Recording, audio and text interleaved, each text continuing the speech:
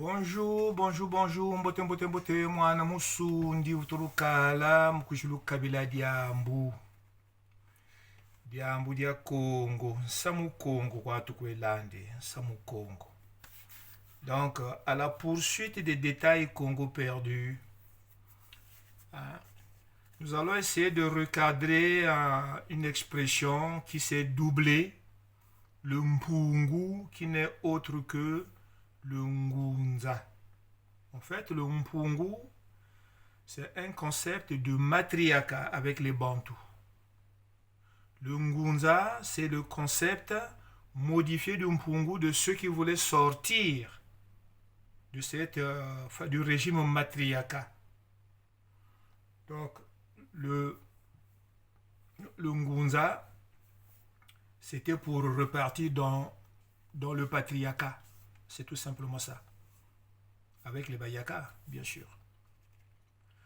Donc, commençons d'abord par le mpungu. Hein. Qu'est-ce que le mpungu? Aujourd'hui, le mpungu est défini comme une puissance, force d'un fétiche, puissance, mpungu. Mais c'est en fait un abus de langage insoupçonnable par la force de la mythologie, hein? La force mythologique qui régit la culture Congo. On parle aussi d'Umpungumvoisa, vous connaissez? Quand on veut posséder une femme, on va rentrer dans un système de pratique, de fétichisme, on invoque le nom de la femme afin de la posséder. Ça, c'est le Umpungumvoisa. Vous voyez? Maintenant, on va remonter un tout petit peu en haut du Congo actuel.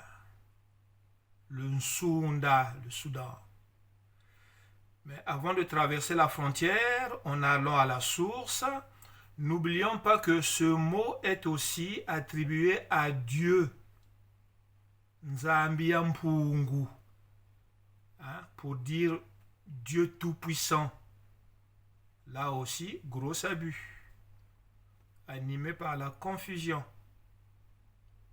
Alors, installons-nous donc dans le Sunda, dans cette culture méroïtique, pour examiner le mot Mpungu, qui doit nous intéresser d'abord, seulement le Mpungu. Mais entre parenthèses, d'abord, il faut reconnaître que nous sommes abusés sur l'histoire de l'Égypte. Lorsqu'on nous parle de l'Égypte et de son écriture, on ne nous parle pas de la langue qui était l'instrument de communication. On nous dit seulement que les Égyptiens parlaient égyptien et ils écrivaient en hiéroglyphes. Vous voyez, confusion. Confusion insoupçonnable. L'enfant Congo ne fait plus attention aux mots. Les Égyptiens parlaient égyptien, c'est vague. Ils écrivaient en hiéroglyphes, c'est vague. Les deux termes, égyptien et hiéroglyphe, sont du grec. Mais quels sont les mots qu'on utilisait pour désigner ces deux points culturels avant la montée des Grecs? Voilà une question logique pour celui qui maîtrise ne fût-ce qu'un peu l'histoire. L'Égypte, avant l'arrivée des Grecs, était appelée pays de Couche. Ça, c'est la deuxième Égypte.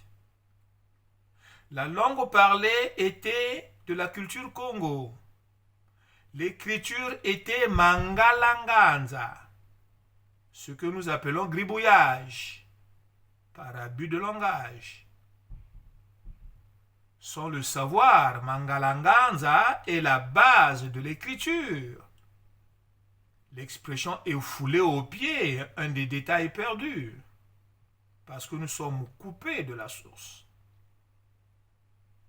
Voilà donc une parenthèse que nous devrons considérer dans le fait de notre recherche historique, retrouver la logique qui doit nous guider vers la source. L'Égypte pharaonique qui tombe en 1513 avant notre ère est sous régime matriarcat. Les ancêtres des Bayaka, un peu de Lunda aussi. Le pouvoir étatique est géré par la classe des femmes qui était appelée Moutinou. Quand dans la Bible on parle de la mère de Moïse, c'était une femme Moutinou, la sœur de Pharaon. Voyez-vous, tout ça, ça se passe dans la grande maison mère Nzoya Ngwankajiya Mangu di Congo. Voilà ce que veut dire Pharaon. C'est dans ce système religieux et politique que s'améliorera l'expression Mpungu qui se conjuguait depuis la Mésopotamie, là-bas où tous les systèmes se développent avant de s'étaler sur la terre entière, d'où la civilisation au Congo. La première Égypte, à savoir celle des Misri, donc l'Égypte antique, donc là-bas, on va installer donc ces Égyptiens-là qui vont s'installer dans le Nil avec le système de royauté qui était celui de Doum, ou Douma. Rappelons Mudumango, maître du monde. Voyez, le nom de ce système va être effacé dans l'Égypte des Misri, mais retrouvé pourtant en Russie, la Douma, le parlement russe. C'est une expression Congo, diminutif de Mudumango. Il y a un proverbe ou un maxime qui dit qu'il y a femme à terre. Ces propos qui conjuguent ce proverbe, ou on peut dire que ce proverbe n'est pas occidental, qui a femme à terre. Qui a une femme gagne une terre. Ce n'est pas occidental. C'est depuis la source du monde. Donc c'est une idéologie ou stratégie qui date depuis l'époque au Congo, en Mésopotamie. Comment expliquer ça? L'être de sexe masculin a toujours travaillé pour le sexe féminin.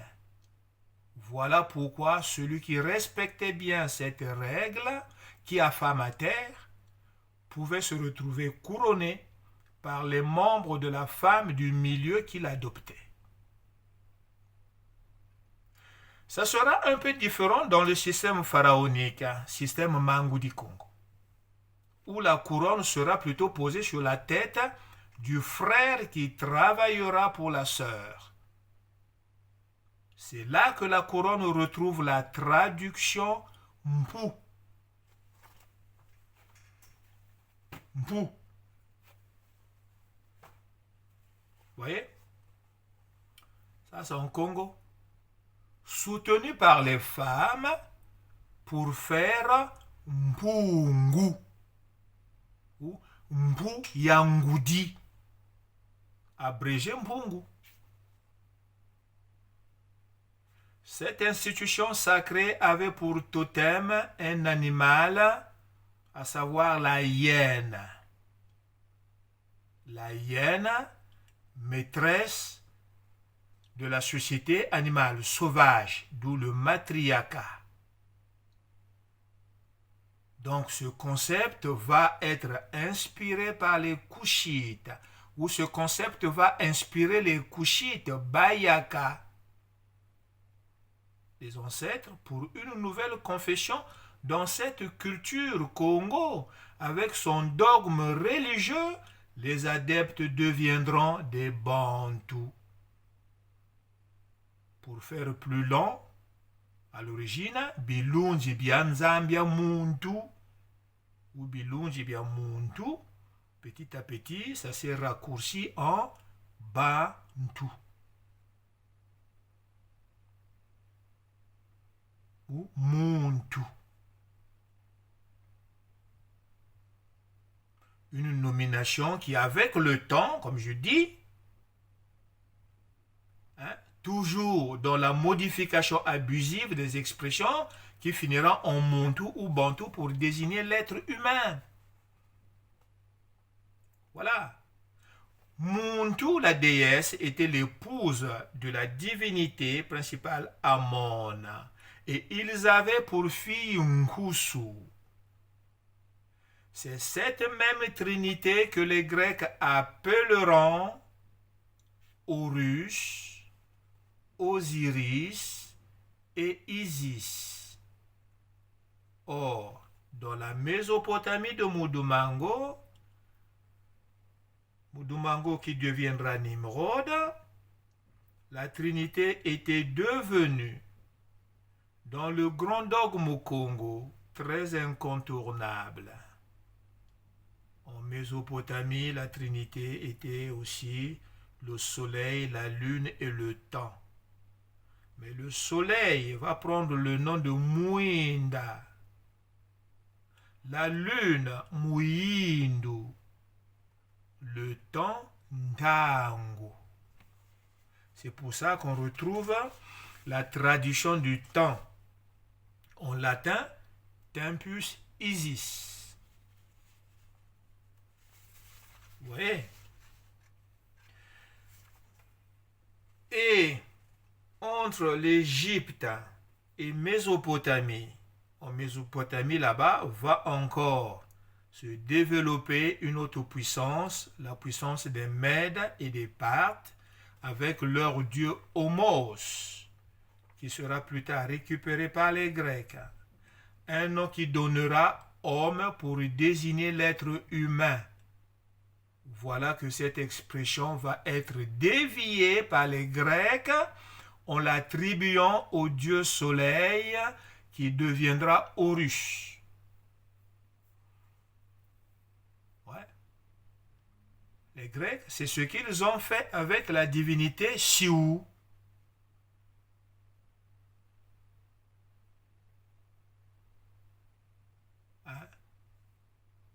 Quand Alexandre s'est rendu au temple de Siou, qu'ils appellent Siwa, pour lui demander un oracle, il voulait savoir si le dieu Amon était son père. Oui, une stratégie qui permettra de modifier, de changer ce nom Amon en Zeus.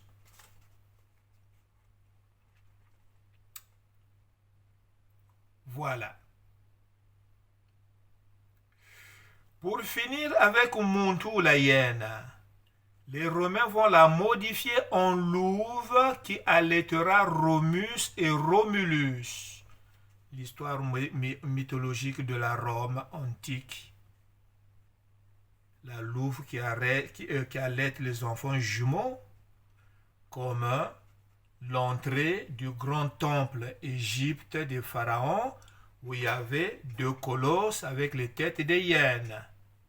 Disparu, aujourd'hui revenu badigeonné en noir. Mais quand ce détail mythologique de la divinité Mangoudi sera repris par les Romains, c'est ça que vous retrouvez en symbole de la S romain. Voilà comment on découvre que nous sommes tous Congo.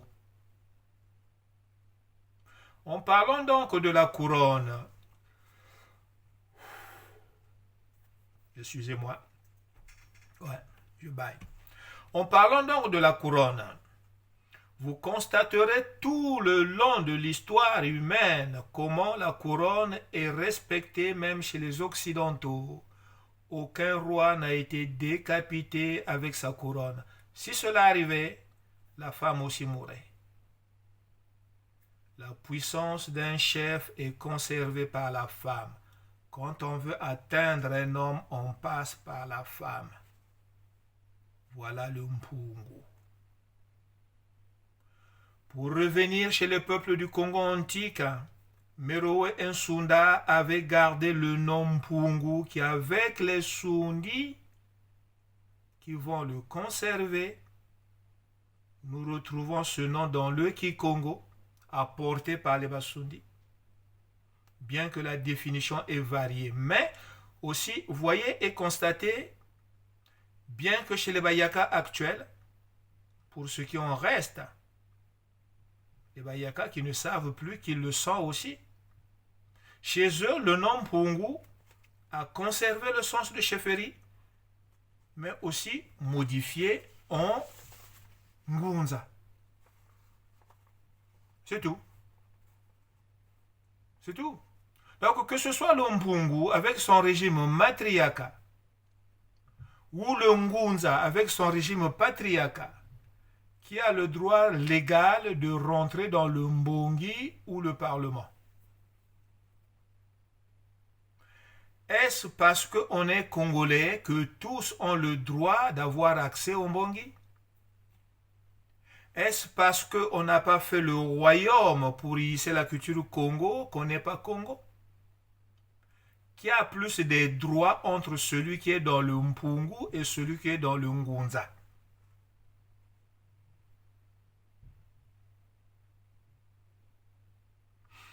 Le Mpungu et le Ngunza sont deux confessions de même origine, dont la source est modifiée en Mésopotamie, qu'on retrouve le Mpungu, et on retrouve le Mpungu en Égypte, et le Ngunza dans le Congo. C'est le même filon, c'est la même confession.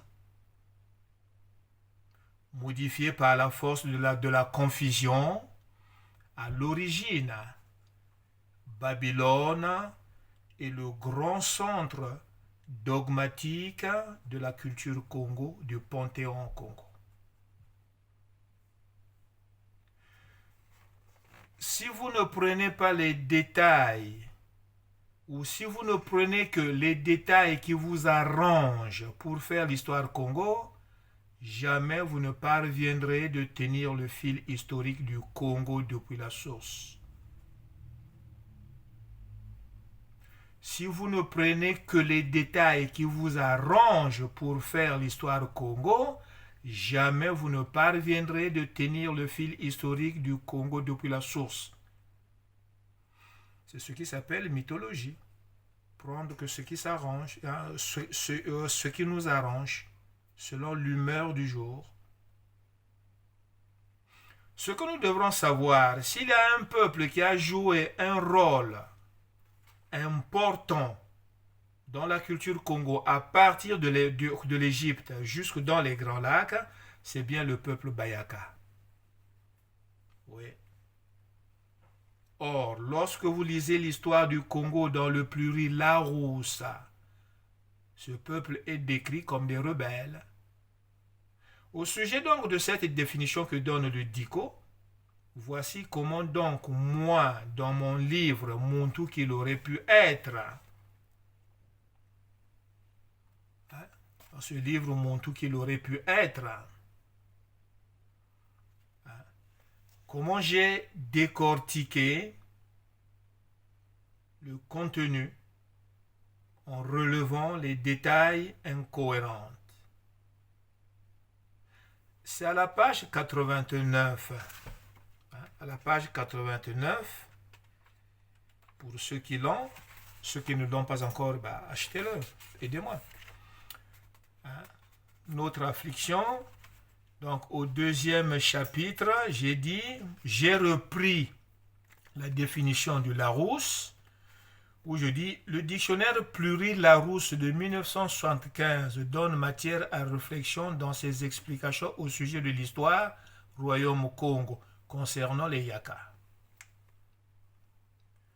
En 1491, le Mani Congo, qui veut dire roi, se convertit au christianisme, ouvrant son pays à l'influence portugaise.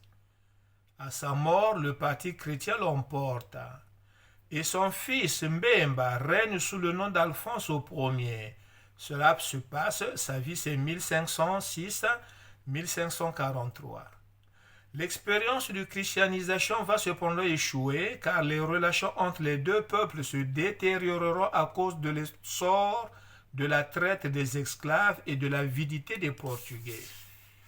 Des luttes dynastiques qui vont durer de 1544 à 1561, puis l'invasion des tribus Yaka accélère ensuite le déclin du royaume.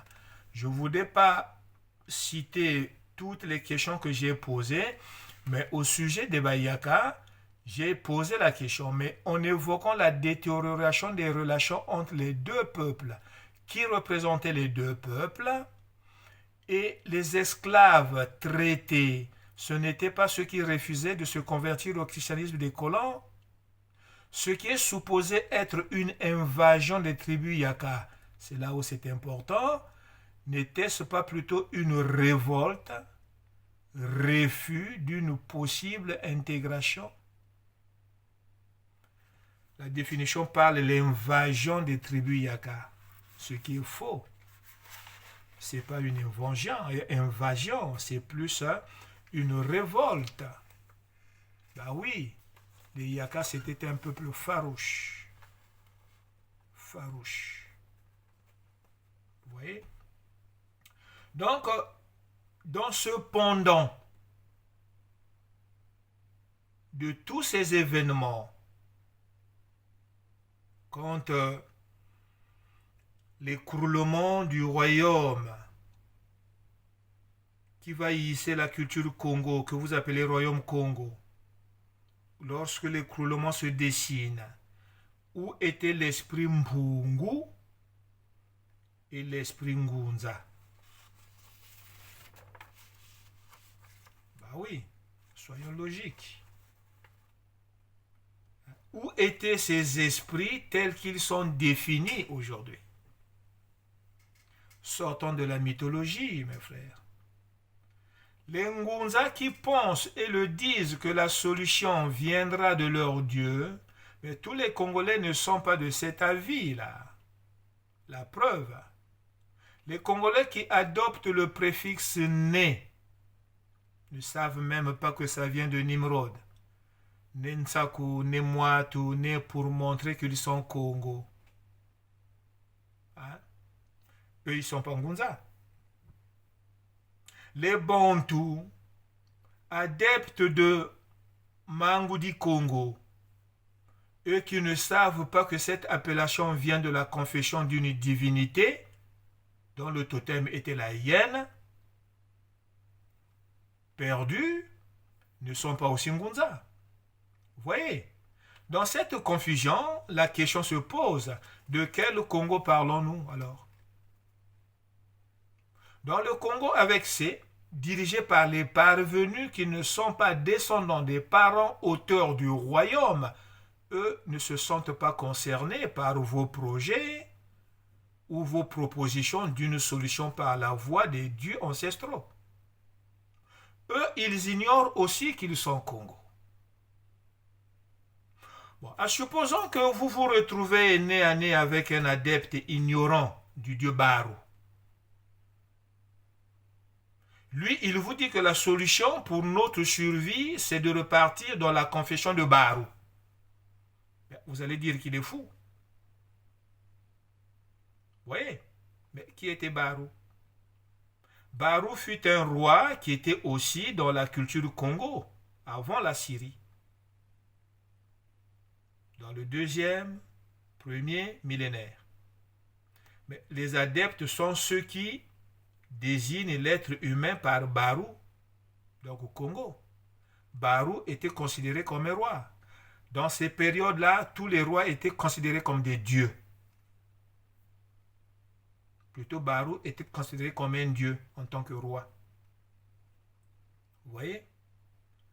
C'est donc pour dire que la solution ne viendra pas par une seule personne ou prônant sa confession. Confession aujourd'hui,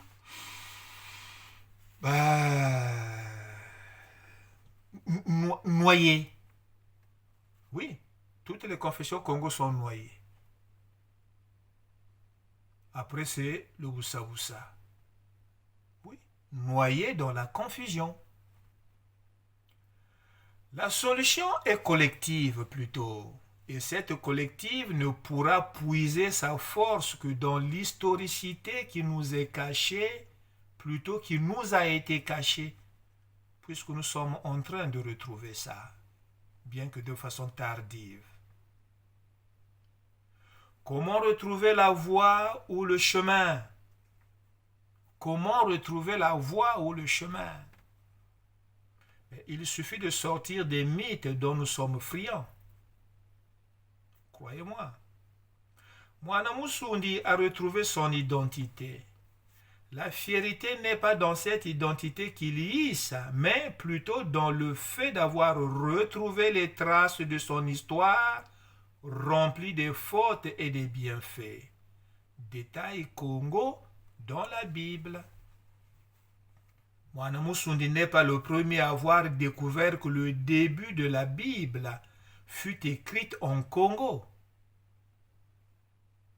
Non, il n'est pas le premier. Le premier n'a pas osé le crier. Peut-être qu'il y a eu aussi un deuxième qui n'a pas osé le crier. Mais à ma connaissance, de ce que j'ai appris par mes grands, qui me l'ont dit, le premier, il n'a pas osé le crier. Au risque d'être pris pour un fou, par peur de représailles. À l'heure où nous parlons, il n'est plus pour donner réponse. C'était un prêtre Sundi. Donc, je ne suis pas le seul à le dire que les premiers écrits de la Bible ont été écrits en Congo. Comment on le découvre? Par la logique. Et s'il faut le vérifier avec un cœur sincère, oui, les détails sont là. Mwana Musundi aujourd'hui prend le risque de le dire. Parce qu'il faut que les enfants Congo sachent qui ils sont, d'où est-ce qu'ils viennent, quelle est l'importance, quel est le contenu, la valeur de leur histoire, que nous sommes riches. L'histoire du monde est nôtre. Vous voyez? Mpungu ya Beto, ya Wangolo, depuis la chute de l'Égypte, des ancêtres Bayaka en 1513 avant notre ère. La puissance Congo dans le continent africain est tombée depuis l'Égypte en 1513 avant notre ère. Ngunza est une expression yaka. Ngunza, qui veut dire chefferie, n'est plus depuis la fin du règne Congo en 1665. C'est évident. Posons-nous donc la question, pourquoi? C'est donc dans la réponse que chacun de nous sera inspiré de la réponse de comment sortir de cette crise qui nous... Ben oui. Ngunza, qui d'après eux désigne le Dieu primaire avant l'apparition de la religion, selon eux.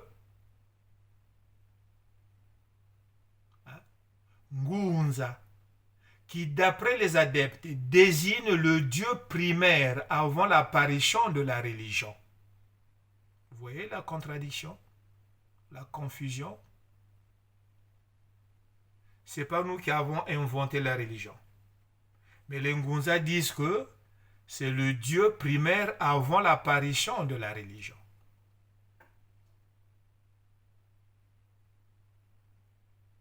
Hein? Selon eux. Non, selon certains. Car tous ne le disent pas. Ce n'est pas l'avis de tous les Ngunza. Voilà. Donc tous les Ngunza n'ont pas la même définition sur le nom Ngunza. ce qui est normal, hein, car nous sommes tous dans le monde et sa mythologie. Hein. Voyez. Or, un peuple, une histoire. Voyez. C'est bon. Un peuple, une histoire. Une histoire, un peuple. C'est bon. Mais si un peuple, deux histoires, c'est pas bon. Jamais il y aura de paix. Le Ngu. Qu'est-ce que le Ngu dans le Ngunza? C'est la mère conservatrice du feu, qu'est le feu, le foyer, et aussi de la puissance maritale. C'est ça le Ngu. Le Ngudi qui protège le foyer et qui couvre le mari. Une femme qui sait le faire, c'est une Ngu. Maintenant, le Nza, c'est d'abord ce qui exprime l'univers. Mais avec la force de la confusion, c'est plutôt le monde actuel. La composition de ce mot sera apportée par les Kushites adeptes du régime patriarcat pour sortir de la confession Muntu qui était matriarcat avec le Mpungu. Lorsque les Ngunza voudront récupérer le régime légal du patriarcat dans le Congo royaume, avec quelle connaissance vont-ils le faire? Noyés dans la confusion, la source est noircie. Voilà comment le royaume explosera à cause de cette confusion, comme la tête explosa en Mésopotamie. Genèse 11. Vous voyez, une des raisons principales qui provoquera l'écroulement du royaume des Grands Lacs, que vous appelez royaume au Congo, que Moana Musundi appelle royaume pour relever la culture Congo, ou Ndotilaya Congo. On entend dire que les Ngunza, on entend dire chez les Ngunza que leur religion traditionnelle est le canal pour résoudre la crise du Congo. C'est un placebo, c'est no quoi beau. Berçant les gens, les malheureux, dans une forme de religion. Vendant le rêve au peuple. Aussi, tout comme ceux qui parlent du Mbongi. Ceux qui parlent du Mbongi sont aussi ignorants qu'il y a d'abord la notion de la légitimité qu'il faut aussi souligner. C'est pas n'importe qui va dans le Mbongi. Dans une nation, il y a la classe royale, il y a la classe des dignitaires, il y a la classe ensuite sous les dignitaires. Vous voyez? Mais tout le peuple ne va pas dans le Mbongi. Voyez-vous? Vous posez tous ces problèmes-là, d'Imbongi, Kikulu, Ngunza, mais qui a le droit légal d'être à la tête, qu'il soit appelé Ngunza, s'il a vraiment été initié depuis la base? Et quelle initiation?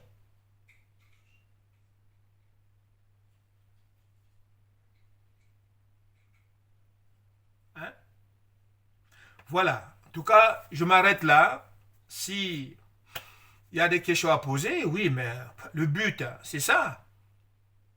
On soulève un sujet, on attend que les questions puissent fuser, afin de mieux nettoyer ce qui est déjà posé.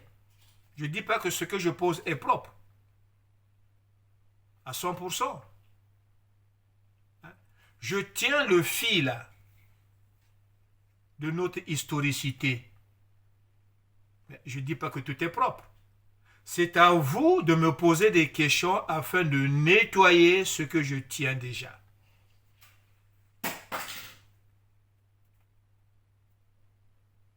Voilà.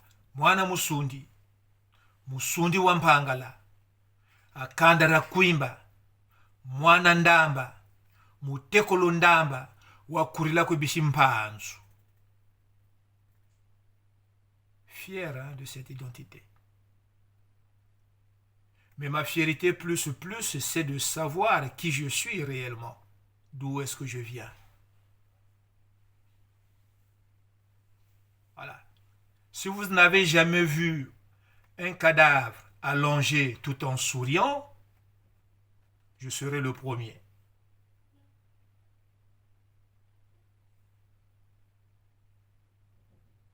Wana musundi.